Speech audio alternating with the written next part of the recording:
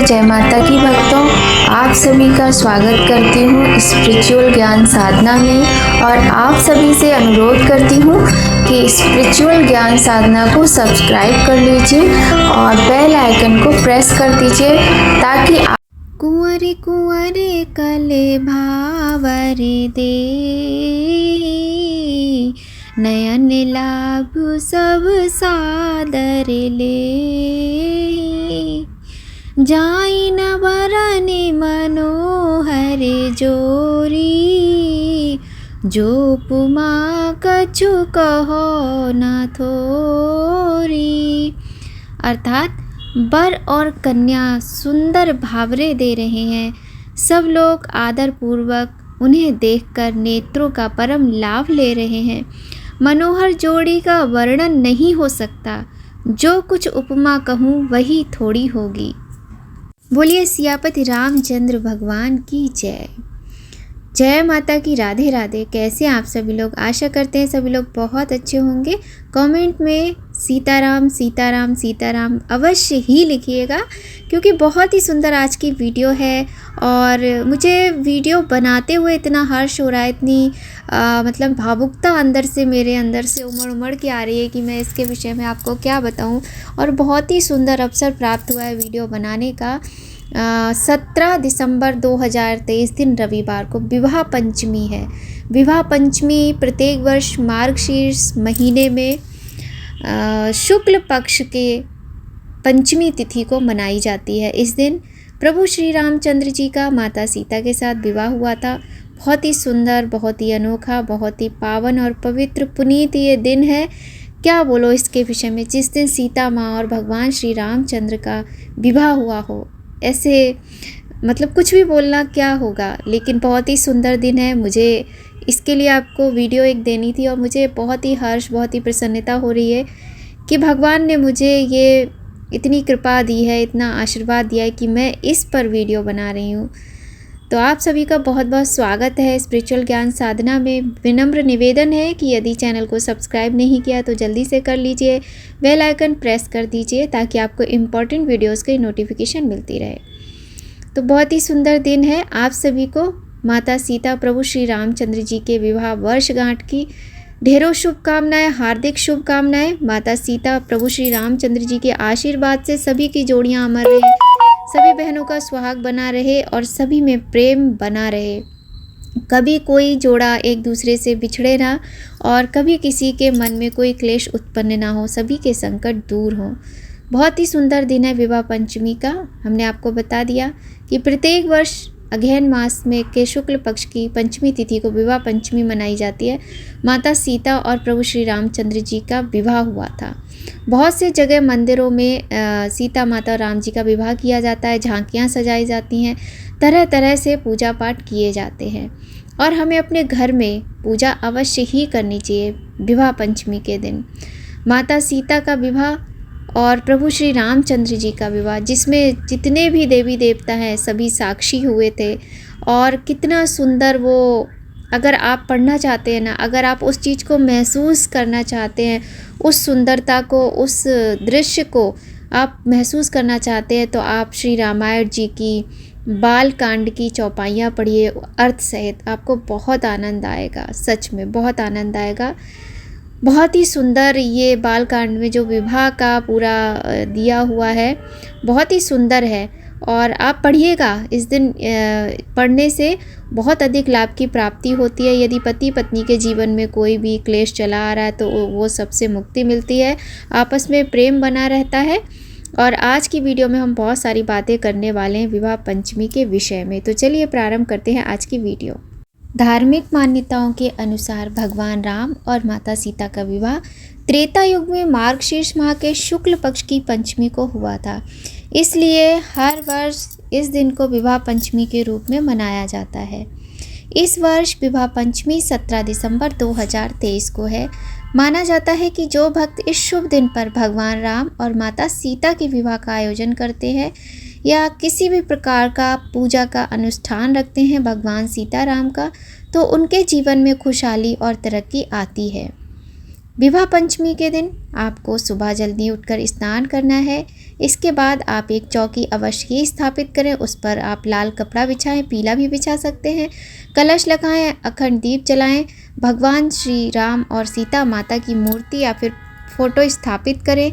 गणेश जी की स्थापना अवश्य ही करें और साथ ही हनुमान जी की पूजा भी करें, उनका आवाहन करें। इसके बाद माता सीता को लाल रंग के वस्त्र, भगवान श्री राम को पीले रंग के वस्त्र चढ़ाएं। माँ सीता और श्री रामचंद्र जी को माला पहनाकर उनका गठबंधन करें। पूजा के दौरान फल, मिठाई आदि अर्पित करें। अंत में आरती करें और सारी पूजा संपन्न होने के पश्चात सभी में प्रसाद वितरित करें। कई जगहों पर शोभा यात्रा निकाली जाती है। विवाह पंचमी के दिन बालकांड विवाह की कथा पढ़ने या सुनने से भगवान श्री राम और माता सीता की कृपा प्राप्त होती है। साथ ही इस दिन विवाहित महिलाएं चूड़ियाँ, साड़ी, बिंदी आदि जो भी 16 श्रृंगार की सामग्री होती है उसका दान कर सकती हैं। आवश्यक नहीं है कि 16 सामग्री ही होनी चाहिए, 5, 7, 11 सामग्री का दान भी किया जा सकता है। ऐसा करने से दाम्पत्य जीवन में शुभता बनी रहती है, माता सीता की कृपा प्राप्त होती है। इस खास दिन पर ज़रूरतमंद लोगों को भोजन, धन, वस्त्र आदि का दान भी कर सकते हैं। इससे भगवान राम और माता सीता दोनों ही प्रसन्न होते हैं और उनके आशीर्वाद की प्राप्ति होती है। सरल तरीके से अपने घर में माता सीता के साथ प्रभु श्री रामचंद्र जी का पूजन करके उनका आशीर्वाद अवश्य प्राप्त करें। एक दीप प्रज्वलित करें और धूप लगाएं, पुष्प अर्पित करें, भोग लगाएं और कुछ नहीं तो राम स्तुति और माता सीता की स्तुति ही करें। आप चाहे तो रामायण जी के बालकांड में जो विवाह का प्रसंग दिया हुआ है उसकी चौपाइयों का पाठ करें परिवार के सहित बैठकर। उन चौपाइयों का अर्थ पढ़कर सभी लोग आनंद उठाएं।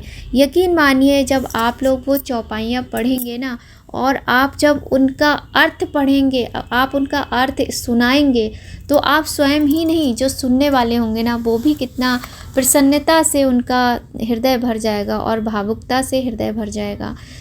प्रारंभ से लेकर पूरी विदाई तक का जो प्रसंग है इतना सुंदर है, एक एक शब्द, एक एक लाइन इतनी सुंदर है उसमें कि जब हम उसे सुनते हैं या पढ़ते हैं ना तो ऐसा लगता है कि हम जैसे उसी संसार में, उसी युग में पहुंच गए हैं।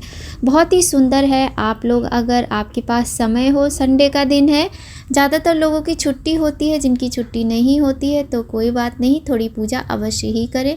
और जिनकी छुट्टी होती है वो लोग घर में साथ में बैठकर पूरे परिवार के साथ भगवान के आगे कुछ नहीं तो एक दीप प्रज्वलित करके थोड़ा सा भोग प्रसाद रखकर रामायण जी के बालकांड में विवाह का जो प्रसंग है भगवान श्री रामचंद्र जी और माता सीता के, उसको आप अवश्य ही पढ़ें और सबको सुनाएं। सभी को बहुत अधिक पुण्यफल की प्राप्ति होगी और घर में सकारात्मकता का वास होगा। बहुत ही सुंदर प्रसंग है। मतलब मेरा तो मन कर रहा है ना कि मैं ही पढ़ के आपको सुनाने लगूं, लेकिन वीडियो बहुत अधिक लंबा हो जाएगा इसलिए नहीं सुना रही हूँ। अब हम आपको लास्ट में एक उपाय बताते हैं कि जिनके विवाह में देरी हो रही है, चाहे वो स्त्री हैं चाहे वो पुरुष हैं, और जिनके जीवन में, दाम्पत्य जीवन में कटुता है या जिनके जीवन में संतान का अभाव है, वो विवाह पंचमी के दिन से एक कार्य करें। यदि आपके पास केसर है तो बहुत अच्छी बात है, नहीं है तो हल्दी ले लें और केसर या हल्दी का तिलक भगवान को लगाएं और फिर वही उनका जूठा तिलक अपने मस्तक और नाभि पर लगाएं और जो भी आपकी कामना हो भगवान से बोलें, किंतु एक दीप प्रज्वलित अवश्य ही करें। और ये कार्य आपको 41 दिन तक लगातार करना है। आप सच्चे मन से करके देखिए और यदि कर सकते हैं तो आप एक माला पर मंत्र का जाप कर लीजिए, सीताराम सीताराम का ही जाप कर लीजिए। बहुत ही सरल शब्दों में हम आपको बता रहे हैं। आपकी मनोकामना शीघ्र अतिशीघ्र पूर्ण अवश्य ही होगी। और आवश्यक नहीं है कि सीताराम जी का ही फ़ोटो आपके पास हो, आप खरीदने जाएं, नहीं किसी भी तरह लाना है। यदि आपका मन है तो लेकर आइए, बहुत अच्छा है। किंतु यदि घर में नहीं है और लक्ष्मी नारायण का फ़ोटो है तो आप उनके आगे भी दीप प्रज्वलित करके ये कार्य कर सकते हैं। आप चाहें तो एक उपाय और कर लीजिए, 16 सामग्री को मंदिर में दान कीजिए और उसमें से पंडित जी से अपने लिए कुछ ना कुछ ले लीजिए और प्रभु श्री रामचंद्र जी से, माता सीता से अपने जीवन के कटुता को समाप्त करने की प्रार्थना कीजिए, उनसे आशीर्वाद मांगिए, या फिर आपके घर में संतान की कमी है उसके लिए आप प्रार्थना कीजिए। आपकी मनोकामना अवश्य ही पूर्ण होगी। आपको हमारी ये वीडियो पसंद आए तो लाइक अवश्य ही कीजिएगा। और जब हम पढ़ते हैं ना इसमें बालकांड की जो चौपाइयाँ हैं, उसमें देखिए जैसे आज हम लोग बहुत बड़ी बड़ी बातें करते हैं ना, लेकिन कोई अमल नहीं करता उन बातों पर। जैसे जब दशरथ जी आए थे, राम जी का विवाह होने वाला था, तब दशरथ जी तो बाद में आए थे और वो कितने प्रसन्न थे, कितने भावुक थे, उनके नेत्रों से अश्रुधारा बह रही थी खुशियों की कि वो प्रभु श्री रामचंद्र जी का विवाह होते हुए देखेंगे। हालांकि चारों भाइयों का विवाह हुआ था वहीं पर, किंतु उन्हें भगवान श्री रामचंद्र जी के विवाह के विषय में ही पता था। और उन्होंने जो आजकल हमारे समाज में पुराने समय से चली आ रही दहेज की परंपरा, जब हम अपने शास्त्र और पुराण पढ़ते हैं ना, तो उसमें दहेज का कहीं कोई नाम नहीं है, बस उसमें सम्मान और प्रेम का ही नाम है। किस प्रकार से सीता माता का सम्मान किया जाता है, किस प्रकार से राजा दशरथ जी जनक जी का सम्मान करते हैं और उनको अपने गले लगाते हैं, उसी तरह से जो माता सीता के पक्ष के लोग हैं, जनक जी महाराज, वो किस प्रकार से अपने अश्रुओं से भगवान श्री रामचंद्र जी के पैरों को धोते हैं। मतलब भावनाएं, हर रिश्ते में ना भावनाएं होनी चाहिए, लेकिन हमारे समाज में कहीं ना कहीं ये जो दहेज वाला कीड़ा है ना, ये मनुष्यों के मतलब आपसी का जो प्रेम होता है ना मन का, उसको भी ख़त्म करता जाता है। तो आप लोग बाल कांड की चौपाइयों को अवश्य ही पढ़िए, सुनिए, और जिनके मन में भी इस तरह की अगर कोई भावना हो तो उसको अपने मन से निकाल के फेंकिए, क्योंकि जो रिश्ते होते हैं ना वो प्रेम से बनाए जाते हैं। जब प्रेम से रिश्ता बनता है तो वो बहुत लंबा चलता है, और जहाँ दहेज ये सब चीज़ें आ जाती हैं वहाँ कुछ भी नहीं रहता है। चाहे वर पक्ष के लोग हों चाहे वधू पक्ष के लोग हों, दोनों लोगों को आपसी प्रेम से कोई भी रिश्ता बनाना चाहिए। और किसी को यदि हमारी बात कोई भी बुरी लगे तो उसके लिए क्षमा चाहते हैं। आज की वीडियो में बस इतना ही। पसंद आए लाइक कीजिएगा। मिलते हैं नेक्स्ट वीडियो में। जय माता की। राधे राधे। आप सभी को एक बार फिर से प्रभु श्री रामचंद्र जी और माता सीता के विवाह की हार्दिक शुभकामनाएं।